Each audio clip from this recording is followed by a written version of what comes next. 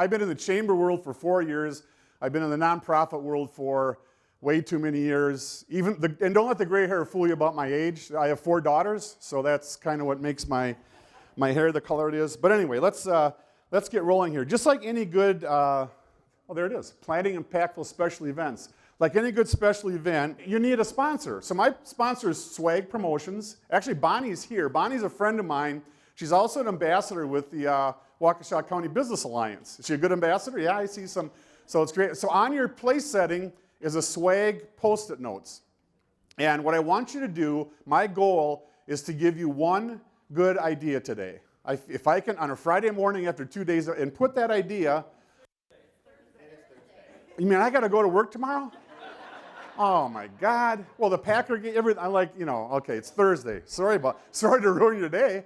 It's Thursday. Anyway, but I want you to take back at least one idea, and it's a Post-it note, so you can post it right on your screen. I don't want you to think about me, but think about that one good idea. Because I've done these conferences before, and you've got like 10 pages of notes, right? And you're going to go back, and you're going to file those notes like a good person, and then a year from now, when the next conference comes up, you'll pull those. Well, so this is your chance. If I give you, hopefully I give you one good idea, you can put it on those notes. All right, so the big question I really want you to think, oops, can't see Kramer yet. The big question I want you to think about during my time here is why, right? Why are you doing special events? Why are you doing a golf outing? Why are you doing the millions and millions of special, and really, I'm going to bring throughout this some questions in really for you to think about. I don't have the answer, you've got the answer, but some questions for you to think about in terms of the why are you doing it.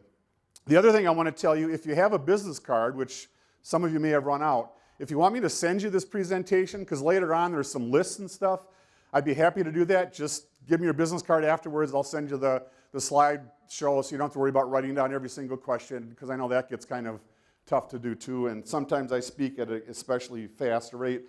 I will also send you, if I remember, we have an actual sponsorship menu that we created. So for each of our events, we have a page that talks about the different dollar amounts, the different benefits you get from that particular amount of money for that particular event. I'll send you that. And really, Angel Whitehead, who's here, I'm not going to introduce all of you today, but Angel's here. Angel, I was smart enough to hire many years ago, but then I wasn't smart enough to keep her. And Angel's now the head of the Heart of Wisconsin Chamber, but Angel really gets a lot of credit for anything we've done marketing-wise for the last few years. So Angel, I'll give you the credit for that sponsorship menu piece. So there are a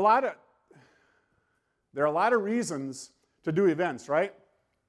Some events, upper left-hand corner, you just do to party, right? That happens to be a Badger football scene. I'm a Badger fan. That's why I didn't go along last night, because you guys went in the Marquette locker room, and I would have to throw my shoes out. But there's a, yeah, I would. I'm a Badger fan. But you may do events for a party. Maybe it's community involvement. Maybe it's networking. Maybe down there with Kramer, you just have some great educational event. You're blowing people's mind. Some of you are doing events for leads and prospects. But you need to make sure, as I talked about, that why, that you always have a good reason to do your particular event. I think that Jay and Quint did a really nice job of going through some of these concepts, talking about a value-based investment. Why would you want to sponsor our events? We want to present some value to them, not just get 2 tickets and a logo and all that stuff. We want to present value to our investors, whether it's a sponsorship or whether it's the membership. And again, talking about features versus benefits. We're talking a lot more as an organization, not just our special events, but as an organization about being transformational. We want to get away from businesses saying, I'm too busy, it costs too much money. We want them to think about the things we're doing in the community, some through our special events, some through our other programs. Tiered versus employee. We've switched to a tiered membership a few months after I started, and it's really proved valuable for us. I wouldn't say our membership hasn't skyrocketed, our revenue hasn't skyrocketed, but I think we've done a better job of maintaining our current membership, because they are now on an equal playing field. They don't get more or less because of the number of employees they have. They get more or less because of their investment based on the 5 different tiers we have in our membership. And our sponsorships are not tied to our tiers. Sponsorships are a whole separate deal. So but having the tiered membership has really helped us in getting that overall view of value. And I know some of you here, we're an EDO and a chamber. We're also young professional organizations. Some of you have your CVB. Some of you have like 15 different things you do because of the size of your organization. So some of what I'm saying may not all pertain to you, but I'm going to try to get to as much of it as I can. So this is what we put together. Actually, this is post-Angel, I think. We decided, I did. So if it's a bad idea, I'll take credit for it. But we list this is all the things that we do. And we were kind of surprised that, this is all the things we do. And it doesn't list like Business After Hours 12 times on there. It just has it listed on there once. But when we start talking, it's more for our staff and for our board. So as we start talking to people about value, about what this sponsorship will bring you, about what joining our chamber will bring you, we can talk about all these different things. And they're not all transactional. The first one up there is called Portage County Prosperity 2040. It's a future regions project through the Local Government Institute of Wisconsin, which is the municipalities. We went through this whole series of labs, and now we're working through that whole process. So that, whether you're a member or not, you get that value. But we're trying to talk more, again, about the value that we're bringing. Just trying to reiterate the things that other speakers have talked about during the course of these last 2 days. And again, it's an important part, too, because these same people that are engaging as members will engage in some of these, because there are some sponsorship opportunities as well. And I think the other thing is, Jay may have had to leave. Is he here by any chance? Okay. Jay talked about CAPS. Who was in Jay's session? What does CAPS stand for? What was it? I thought you raised your hand. Kick-ass problem solving. Kick-ass problem solving. That's what we want to be. We want to be the kick-ass problem solver. We want to find out their needs and fit their needs. And that can also transpire through your special events. All right, so we have some serious questions to ask, and I want to pose those first. So there we go. So here, as I said, some of the questions I want you to consider. You may not be able to see these, that's fine. But the one that I like the most of all these, when you're thinking about an event, a special event, what are the excuses you're going to use if the event isn't successful? I think that's one of the first things you should figure out. What are your excuses going to be? That's going to help you get to your why and your purpose. Why are you really having this event anyway? What if someone just walked in and wrote you a check for that total goal of your event? Hopefully you have a goal for your event financially. Would you still do the event if someone came in and wrote you a check? Not that they will, but if that were to happen. So thinking again about the why. How attached are you to this form of the event? I'll talk about some examples of that later. What else could staff be doing if they weren't doing this event? Right? We all know special events are time suckers, so to speak, but they can also be valuable. I'm not discounting special events, but what could staff be doing if we weren't doing this event? What are the trade-offs with donors? Right? I don't know how big your community is. We're a county of 70,000. Our urban area is about 40, and Century's there, right? Century gets asked for everything, right? Well, if we're going to add another event or enhance an event, and we go back to Century, how tired are they going to be of us coming back to them? Now, fortunately, I have a good relationship with the head of their foundation, so that helps. But what are the trade-offs when you're doing special events more so with your corporate donors? There's not a lot of individual donors in the chamber world. Does this event reflect your organization? I had a real challenge. I used to be the head of the Catholic schools in Stevens Point. Don't laugh, Angel. She's like, how could he be the head of the Catholic schools? I know him. But anyway, I was. And we had an event once a year, every weekend, called Panacea. Big festival, kind of the end of the summer. It's the weekend after Labor Day. And there'd be, kids' rides and a silent, big fundraiser for the Catholic schools, right? Well, every year we had the conversation about the beer tent, right? We're a pre-K through 12 organization having a beer tent, right?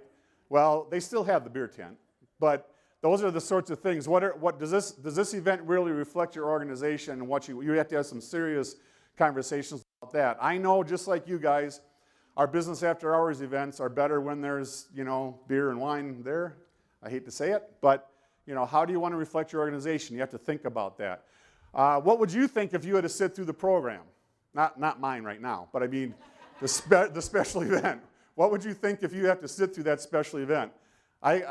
We've changed a few because I've had to sit through them, and some of them are maybe a bit painful. And then what are you building for your organization's future with this event? You know, a lot of us spend so much time leading up to the planning, and the event happens, and then we walk off stage or walk out of the tent or whatever, and okay, on to the next thing. But what are you building for your organization's future with this event? Some obvious reasons, and I'll send this to you if you want me to, but why doing a special event? Obviously bring attention to your mission, funding, engaging people. Board members can bring their guests. That's why most special events start, you know, right? Because board members want to show off their organization so they can bring their guests to something.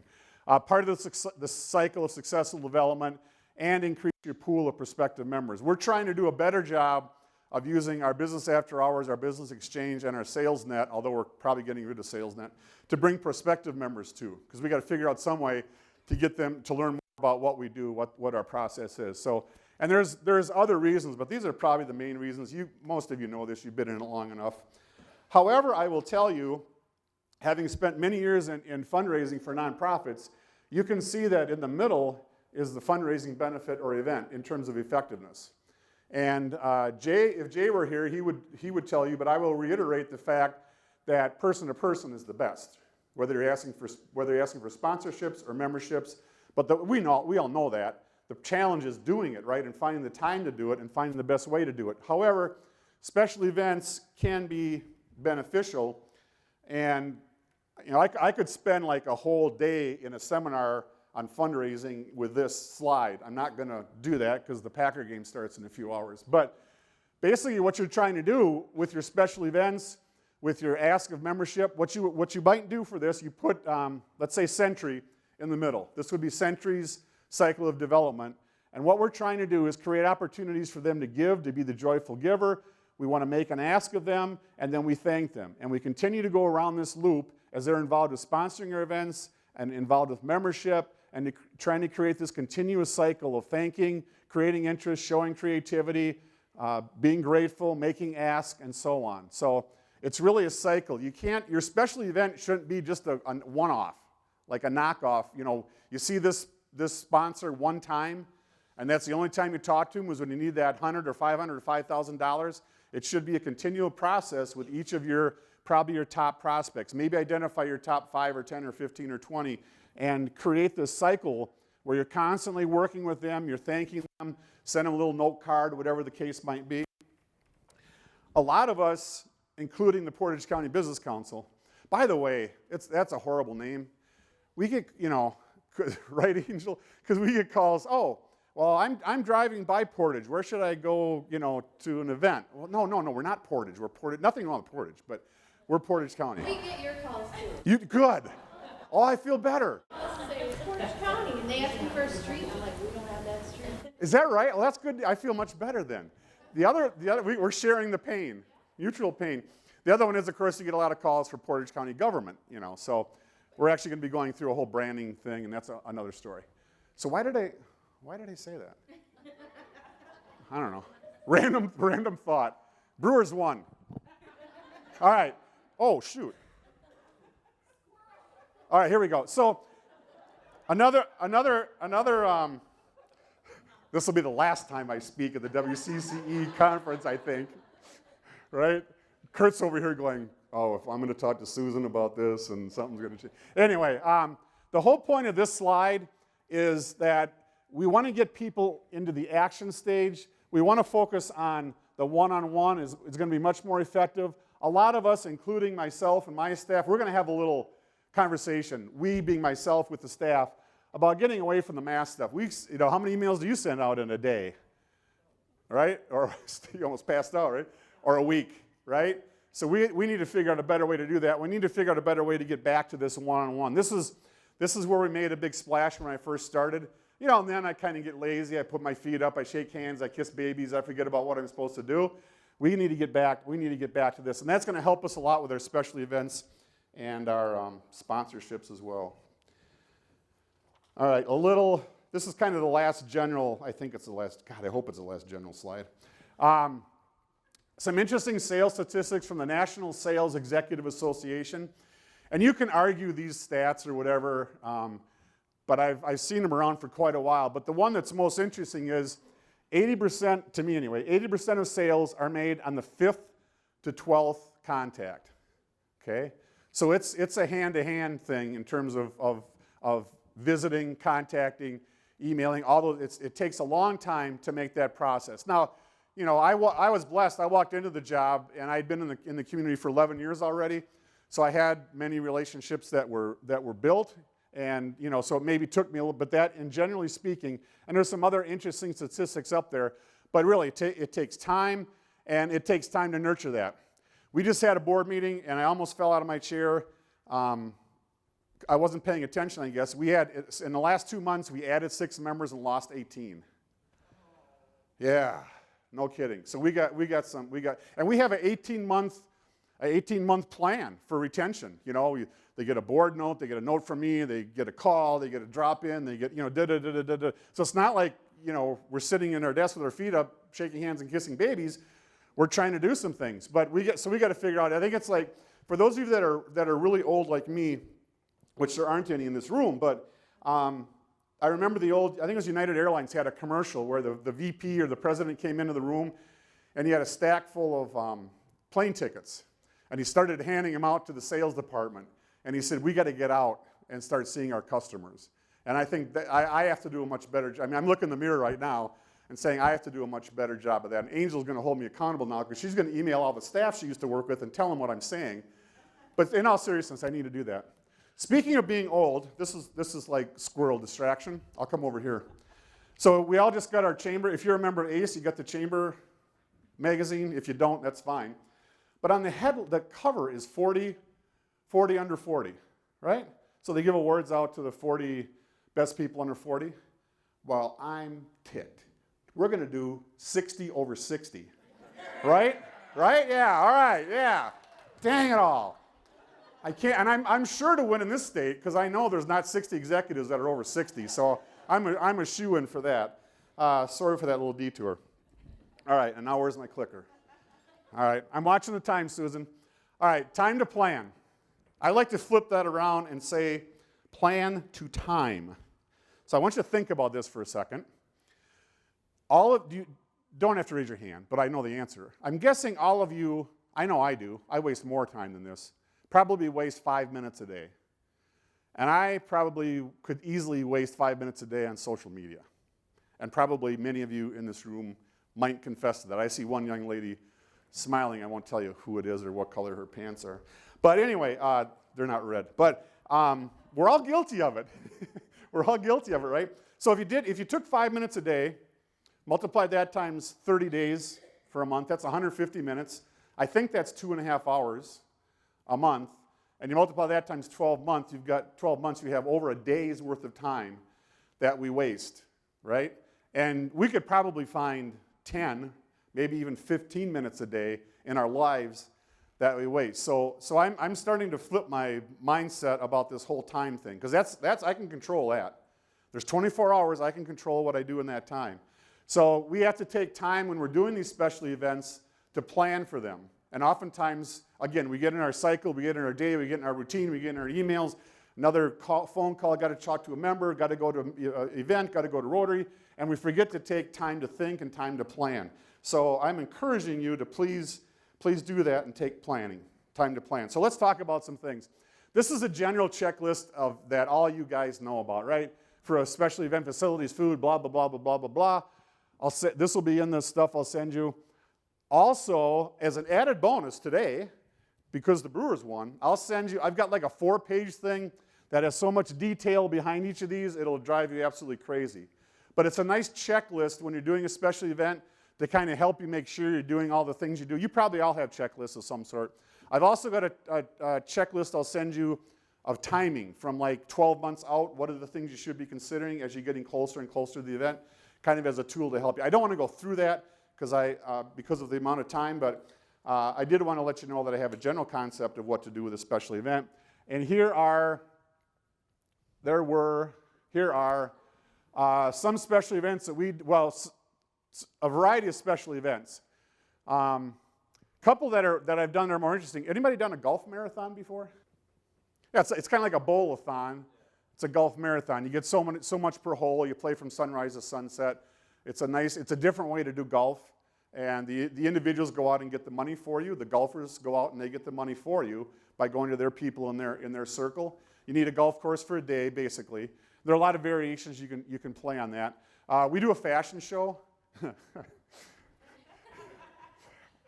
You must have seen a clip of it because I was in it. Is that why you're laughing so hard? Yeah, I was in the thing. They were hard up for a male.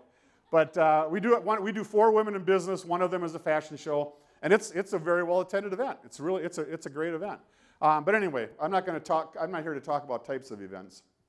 So, planning an impactful event. These are some of the questions. If there was one slide that I want you to kind of focus in on with me, it's this one. I hope it's a good one. What is your post-event strategy? So, what are you going to do the next morning after your event? Other than maybe sleep in if you're till 8 o'clock or something, because we're always up at 4 or 5.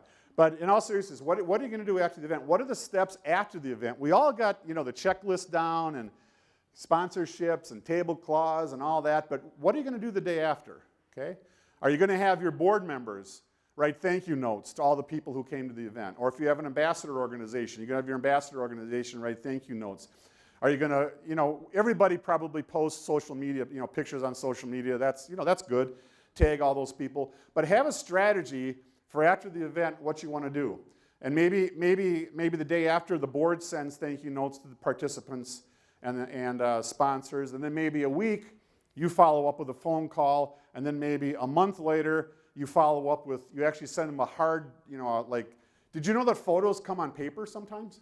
Send them an actual photo rather than a text or a post or something and keep that, that whole cycle of development, keep that cycle going, keep that fresh in their mind, and maybe you give a couple months off, and then a couple months before, maybe you send them another picture. Oh yeah, this is coming up. But have a clear strategy for what you're doing after the event. And a lot of times that's where a board or ambassadors, or if you have other groups that work with you, can really help out, because there's nobody that doesn't like writing a thank you note, I don't think, or even making a thank you call. Assign a board member 5 people to call, they just have to say thank you. That's, they like doing that. Board members don't always like asking for the sponsorship, but have a clear post-event strategy. Will it be an event or an experience? We've done some things with our young professional group with Milwaukee, which is located here in Milwaukee. Some of you that have young professional groups may be familiar with them. And they talk a lot about the experience. So strategize with your event. What are the 5 or 10 or whatever number of experiences that your participant is going to have? One experience might be, now that's water, right? Yes. Okay, good. One of the experiences that you might have is the frame picture thing that you stand behind and hold, and it talks about you have your logo on there, and that might be an experience. But something that engages the person with the event. Sitting at the table eating their food, I don't know that I'd call that an experience, right? But I think you need to be planful and think through your events, whether it's one you're doing now or one you're thinking about doing. What are the things that they're going to be able to engage with your organization when they're at the event? Oh, I put 2 up at a time, but that's fine. Isn't that cool how those things I'm so proud of myself because I'm so non-techie. Why will someone volunteer? We know people will, but why will someone volunteer? Why do you want someone to volunteer for the event? Why do you want someone to take all the time? Why does the WCCE want Bob on the board to volunteer? What's the value? Why will someone volunteer? Of course, you need to have a business plan or a budget ahead of time. What is that going to look like monetarily? I must have really strong fingers or something. What about timing of your event based on your calendar or based on your community calendar? Have you ever had an event that you scheduled that overlapped with somebody else's event? Right, that happens once in a while. Make sure you know when you're doing things, and as well as your community calendar. We have an events person. Karen Myers, she is amazing. If she leaves, I'm going down with her, if she ever leaves the organization. She's been here 22 years. Angel and several of you know her. And she's got this down, and she's got it figured out, and she knows about timing, and she's just a great person. What segment are you going to target for your event? What audience is it intended for? Is it intended for young professionals? Is it intended for CEOs? Is it intended for whatever group? Make sure you know your targets that you want to get at. Can your organization, community handle more sponsorships? We kind of talked about that. Can you go back to your big dog in town and ask them for more money? Can they handle that? And what about other events in the community that they're being asked for? Right now, we've got two capital campaigns going on, one for about a $7.5 million manufacturing facility and one for a $3.5 million entrepreneur kind of center. So, you know, that's going to impact us. We're excited about both of them. They're great for our community, don't get me wrong, but that kind of impacts the, you know, sponsorships and events and those kinds of things. And how you define success at the event. Make sure as part of your budget, your business plan, you know what success is, so when the event is over, you can evaluate that success. Oh, and one other piece I forgot to put up there, but I thought of at 4:27, I think it was this morning. I woke up at 4 o'clock. I'd sleep for 5 minutes, I'd write a note on my script. I sleep for 5 minutes, I write it, so I'm gonna like pass out after this is over. But one thing I didn't put up here was survey after your event. And I would suggest you not survey about the food or the location, unless it's like a food tasting event, because you're going to get, you know, 10% of the people aren't going to like the chicken because it was too dry, and 10% aren't going to like the chicken because it was too juicy. So I wouldn't waste your time. But on the goals you establish for your event and the strategy you're putting together, survey people on that. Make it short and sweet, and then leave it, you know, put a box at the end where they can complain about the food or the gravy or the, you know, it was too cold or it was too hot or whatever the case might be. Make sure you're doing a nice job of evaluating. I know you can't see this and it doesn't really matter, but basically it's a spreadsheet. There will not be a quiz. But basically for 3 years we have charted out, you know, who are the budgets on the top, the expenses and revenue. On the bottom are all the sponsors, how much they give, what level they give at. So we can always look back and kind of evaluate our events and see where they're at. Because you want to be able to evaluate and justify why you're doing a particular special event. This next one, I think, is the true evaluation. Because we always, isn't that funny? I tell people, don't point at the screen with a clicker because it's over here, and I just did that. Anyway, this is a somewhat complicated but fairly simple staff time evaluation tool. And what it does, each color represents a different staff person. I'm on the end where it says shaking hands and kissing babies. But these are all these are events. These are a lot of the things you saw on that slide earlier on with all the things that we do. And then staff are tracking how much time each day they spend on that. Now, before you freak out, we're not, oh, I was getting nervous. I thought you were going to come up here and drag me off the stage. Wade's getting ready to do that, though, I can tell. It's getting close, I know, getting very close. But not like I spent 3 minutes on a phone call, right? You kind of go like 15 or 30-minute blocks of time. We're trying to get a general idea of how much time we're spending on our events, and then what's the return on investment for the amount of staff time. And all staff we have a couple events where it's all hands on deck, right? No matter what, we have 5 full-time, 2 part-time. It's all hands on deck. So I may record something in our Wines of the World event because I'll do some work for Wines of the World. Karen does the majority of it and our marketing person. But we look back, we've only done this for a few months now. It gives us a real good idea, though, where we're spending our time and looking at how much money we're bringing. And if it is a fundraising event, is it worth our time? If we're spending 25 million hours on it and we're raising $100, kind of dumb. If we're spending 100 hours on it and we're raising $25,000, this is a brilliant event. Let's figure out how we can make more. We have made a couple changes. We have had a SalesNet program, and similar like a BNI, only it's not like BNI is like on steroids. And it's a good thing, but we did SalesNet, and we're looking at eliminating that because we get like 8 or 10 people, and it's just so. But because we're tracking our time, we're also looking. We're doing a Golden Apple Awards, and we looked at the time we're spending and how that is. So what we're going to do with that event through some of our evaluations, rather than having a separate event to honor our teachers, we're going to split the event in half, and we're going to make one of our business after hours events focus on teachers and recognizing all of them, and then we're going to add the award to our Creative Excellence event, which happens in April. So we'll be giving out 4 instead of 3 awards there, and we're going to cut the speech out of the Creative Excellence, because most people, when they come to those, they don't necessarily come for the speaker, they come for the award and the award recipient. So this helps you be a little bit more strategic about and after a year, we're really excited about what we're gonna learn about ourselves. This is, oh, I got this fan, watch this one. Look at the hat, huh? So these are all, oh my God. This, by the way, will be my last WCCE, just in case you didn't get that. I'll never be invited back. But we'll send, these are reasons that corporate sponsors get involved. We're talking a lot with our corporate sponsors in our events about talent retention.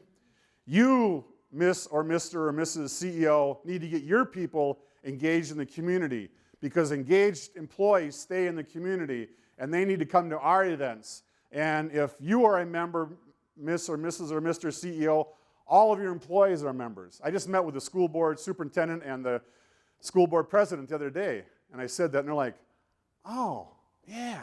You know, they just, and the superintendent on our board, you know, but they just, you got to make people aware of that all their school district employees can come to our events. So utilize it as a way for talent retention, and a lot of other things that we can talk that are up there as well. Whoops. So, come on. Oops, over here. There, okay. So the last little nugget is, oh, you know what? I gotta give these up. So the last little nugget is, and I know this because I work in the business, you guys get the 4 prizes from swag because you're the 4 that are sitting closest. So you guys can fight over which one you get. But, you know, take care of your staff, right? And yourself. Take care of you and your staff. What are you doing for personal growth? Are you working with your staff and building your leadership skills, your own communication, prioritization, teamwork? We've done some specific things in leadership. This is one assessment with DISC. We did, what's that called? Outward mindset?